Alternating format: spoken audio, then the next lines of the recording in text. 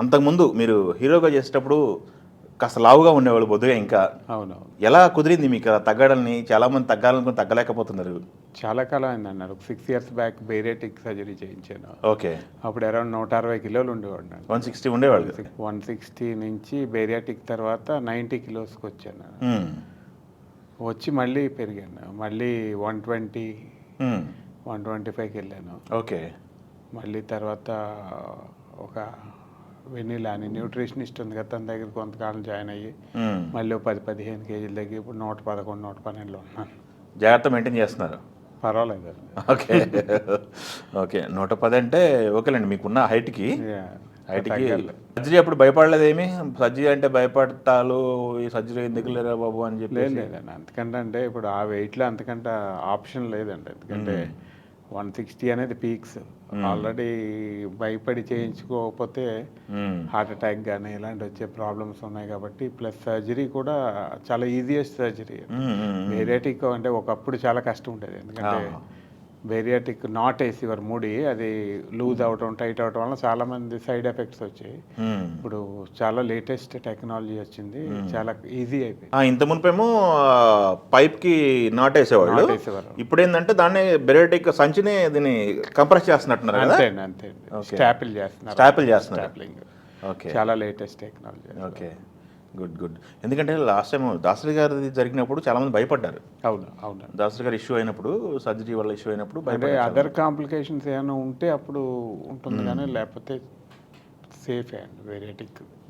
అంటే అంతకంటే వేరే దారి లేదు కాబట్టి వెయిట్. న్యూట్రిషన్ అంటే డైట్లో మెయింటైన్ చేస్తున్నారా? చేసేయండి అప్పుడప్పుడు. అంటే నేను బాగా ఫుడ్ అండి.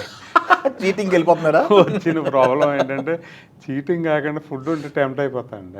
దేనికి అవును, మనకి వేరే హ్యాబిట్స్, సిగరెట్ కానీ మన అదర్ హ్యాబిట్స్ ఏమీ లేవు. ఏకైక చిన్నప్పటి నుంచి అంటే మంచి ఫుడ్ ఏది చూసినా ఏం తింటారు బాగా? అన్నీ తింటానండి. ఎక్కువ స్వీట్స్ ఎక్కువ తింటాను. పాలకోవాలో, పూతరేకులు, సొండండలు. మన ట్రెడిషనల్ స్వీట్స్ అంటే చాలా ఇష్టం, ఆపుకోలేను. చిన్నప్పటి నుంచి అవి బాగా ఇష్టం. తర్వాత ఐస్ క్రీమ్స్, ఏది బాడీకి పడతా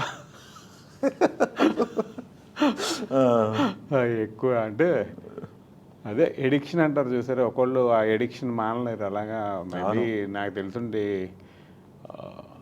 ఆ ఎడిక్షన్ అనుకోండి. అవునులేండి.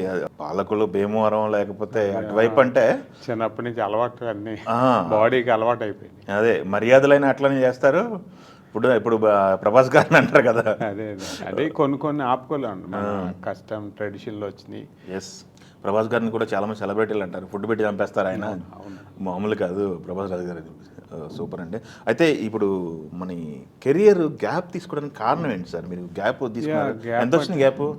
6-7 years gap. 6-7 years. 7 years. Okay.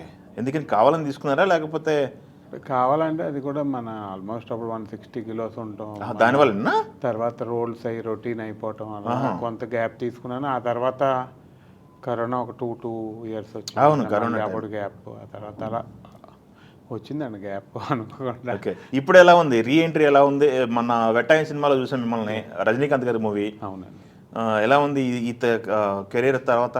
బాగుందండి. అంటే నాకు గేమ్ చేంజర్ చేశాను ఇప్పుడు. తర్వాత వేటియాన్లో కూడా నేను గేమ్ చేంజర్లో చేయటం, అక్కడ మేకప్ రషీదో గారని, ఆయనకి నేషనల్ అవార్డ్స్ వచ్చినాయి. ఆయన అంటే నాకు ఇలా డిఫరెంట్ క్యారెక్టర్ ఎవరైనా ఉన్నారంటే డైరెక్టర్ గారు అడిగితే నన్ను రెఫర్ చేయటం, మళ్ళీ అందులో చేయటం.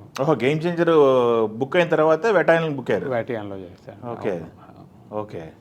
అలాగా వేటియాన్లో ఛాన్స్ వచ్చింది. ఓకే.